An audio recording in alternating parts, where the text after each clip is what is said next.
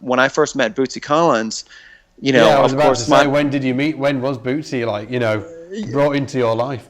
yeah, well, saying on the songwriting side of things, when I first met him, I thought, okay, great, I'm going to learn all this great bass stuff. I'm going to learn all these bass tricks that I never knew about.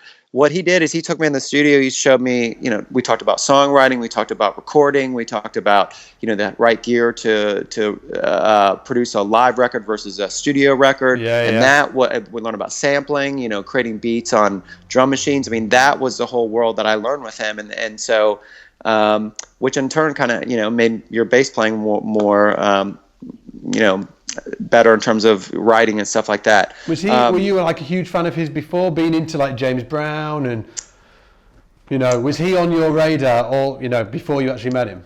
For sure, yeah. I mean, you can't grow up in Cincinnati and not know who Bootsy is. I mean, Yeah. Bootsy, I don't know if you know, Bootsy's from Cincinnati too as well. And I mean, he lives like 15 minutes from me, and that's why he got with James Brown, because King Records are based out of Cincinnati, which is where James Brown recorded all his hit songs, yeah. and that's how he got involved with James and stuff. And so yeah, so I always knew. I mean, I remember even being really, really young, seeing you'd see stores with like the big cardboard cutouts. Yeah. And you're like, of course, you look like a superhero, and you're like, what? It's like, who is this person? And so the way we met is kind of interesting. There's one of his singers, a guy named Mudbone, who was original member from the Rubber Band. Was looking for, he was in a band in the 80s called Sly Fox. They had a big hit called Let's Go All the Way. And probably later to mid 90s, he was looking to kind of put that band together again. Yeah. And so he'd heard about me, kind of was just when I was just first starting to play out around Cincinnati, get my name out there a little bit. And Mudbone asked if I'd like to play on some demos of his. Oh, fantastic. So I was like, of course, and then I didn't even know he was with Bootsy I didn't know any of that stuff yet. I didn't know any of the Funkadelic connection, anything. And as we got to know each other, he started playing me videos. He's like, oh yeah, this is, I used to tour. And I'm like, oh my gosh, that's Boot. And then, that's George Clinton. And, this guy had been on so many records that I was like, whoa. So a few years later, there's a label out of Japan called P-Vine Records, and they were putting together a Jimi Hendrix tribute record done by funk artists.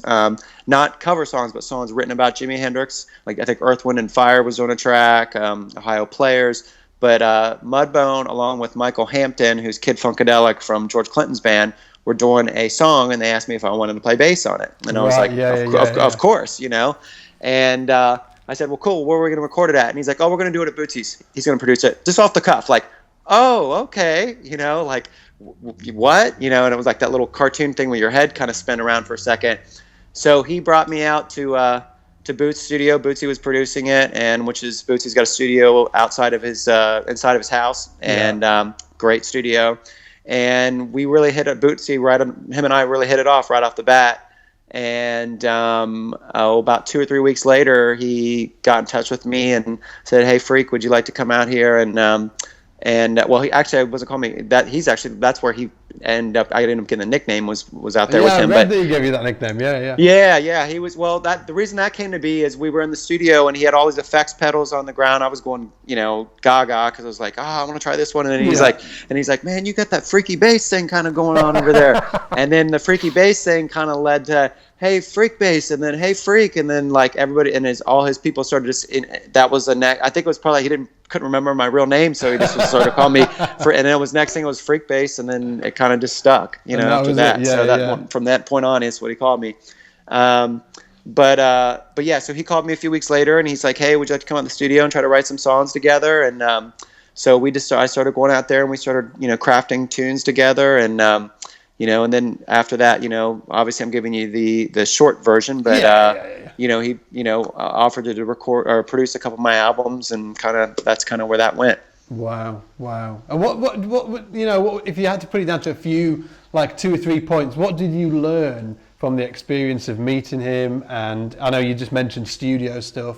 Like what 2 or 3 things that really kind of jump out that you took away from meeting him and hanging out and learning what you had to, you had to get from him, really?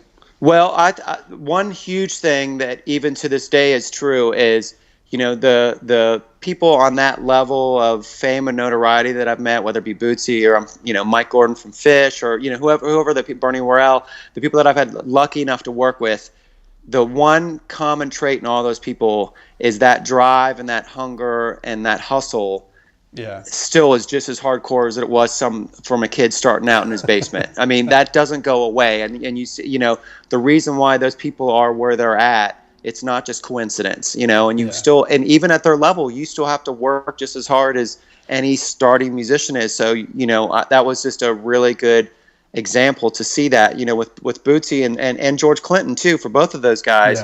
Yeah. They're not out doing like, oldies tours and playing county fairs. They're still putting out cutting edge music. And you go to you go to a George Clinton show and it's almost all hippie kids. It's like it's all it's not like an oldies show. It's like, and it's because they're still cutting edge and driving. And that's Boots like that too. Is like he's into really kind of avant-garde kind of sounding stuff, and he's not feels like he's got to put some big pop hit out all the time, or just redo all his old hits from the 70s and the 80s. So that was a real big thing, seeing that and just seeing that drive around that person.